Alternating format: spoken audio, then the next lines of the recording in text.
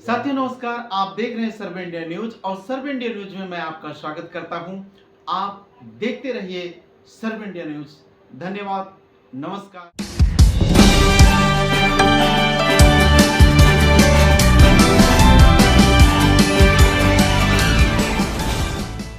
माता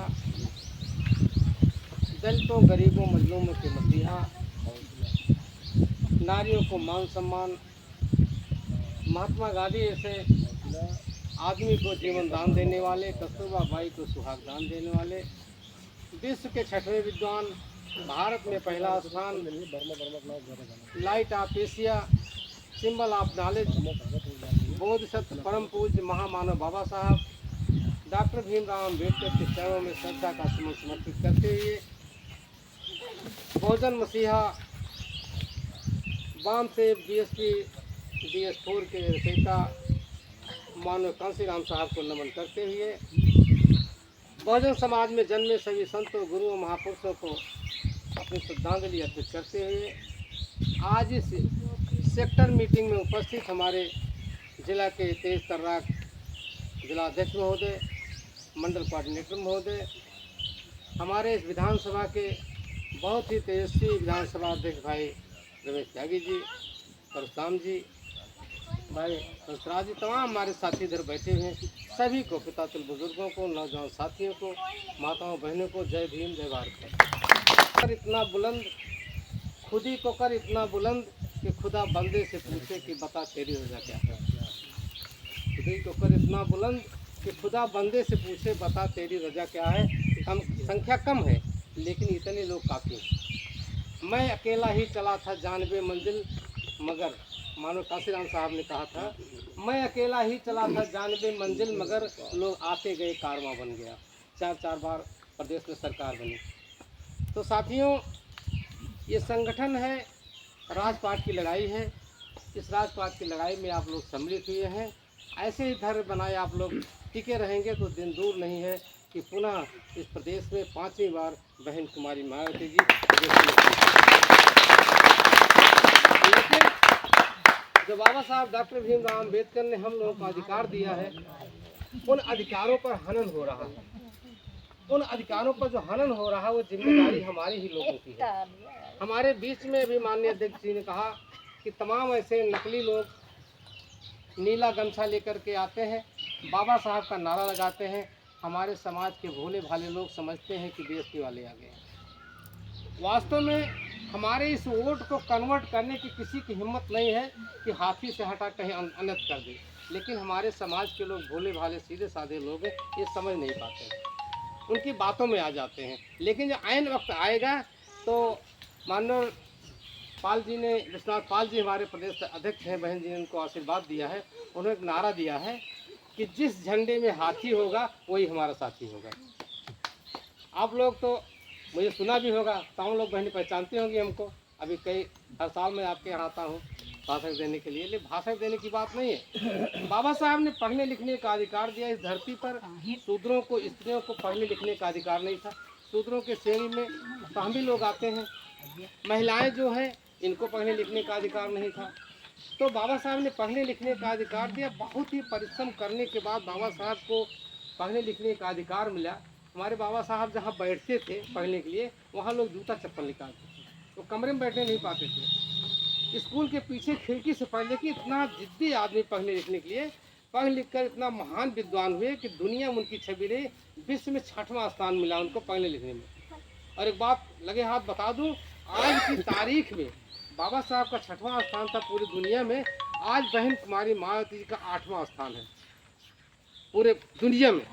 सशक्त महिलाओं में आयरन लेडी कहा जाता है बहन जी को, उनका पूरी दुनिया में 8वां स्थान है। महिलाओं में सशक्त महिला है, ये शिक्षा की देन है। लेकिन हमारे समाज के लोग जो है, जो 2 अधिकार बाबा साहब ने दिया, एक पहला अधिकार दिया पढ़ने लिखने के, जिससे सारी हमारी बिगड़ी बात बनती है। लेकिन सब लोग पढ़ने लिखने पर ज़्यादा जोर नहीं देते हैं।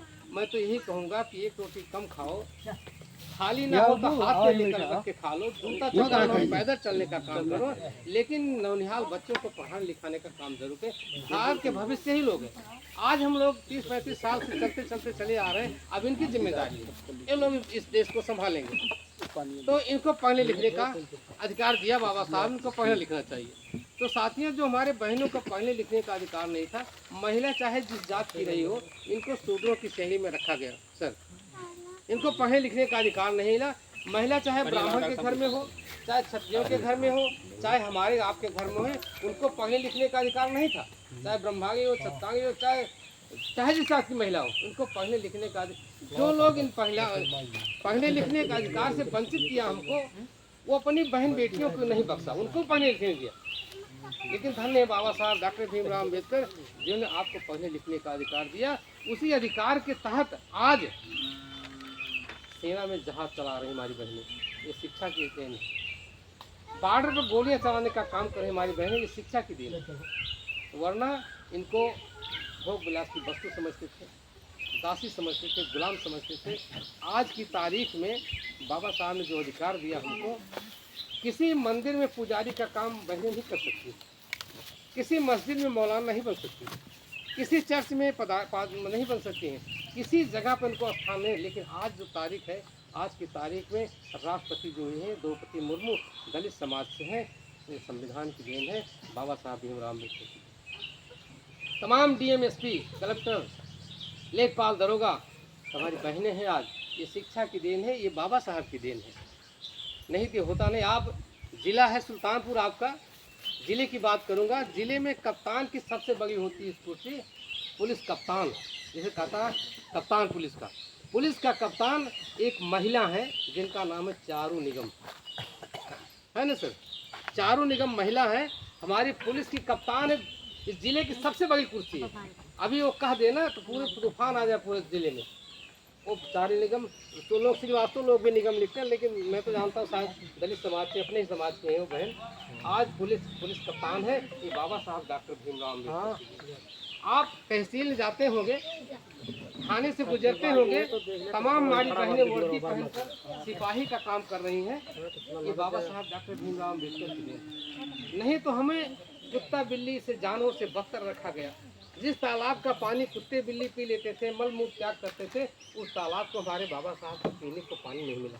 आज लोग बोतल का पानी पी रहे हैं बाबा साहब के लिए। और जिस बर्तन में हमारे समाज के लोग छू देते थे, उसको लोग फेंक देते थे। कुत्ता बिल्ली चाट लेता था, उसको धोकर मांस करके इस्तेमाल करते। ये हालत कर दिया हमारा। ये बहुजन समाज इतना सताया गया, इतना दबाया गया कि मरे हुए पशुओं का मांस खाने को मजबूर हुआ, भूख के रास्ते। जब पेट जलता है ना, लोग कुछ भी खाने को मजबूर हो जाते हैं। गोबर से निकला हुआ दाना भी खाया हमारा ये बहुजन समाज। गोबर से निकला हुआ दाना गोबराहा कहते हैं। तमाम जो बुद्धि लोग बाबा जानते होंगे। गोबर के निकले हुए दाने की रोटी, कोई बता दे कि गोबर की रोटी कोई खाने वाला आज की तारीख नहीं है। लेकिन मेरा ये बहुजन समाज गोबर के दाने से निकली हुई रोटी को खाने को मजबूर हुआ। और जानवर से बदतर जिंदगी अपने ही मुल्क में, हम इस मुल्क के मालिक हैं, हमारे मूल निवासी, ये भारत देश हमारा है। लेकिन हमारे बहुजन समाज के लोग गोबर से निकला हुआ दाना खाया, अछूत समझे गए।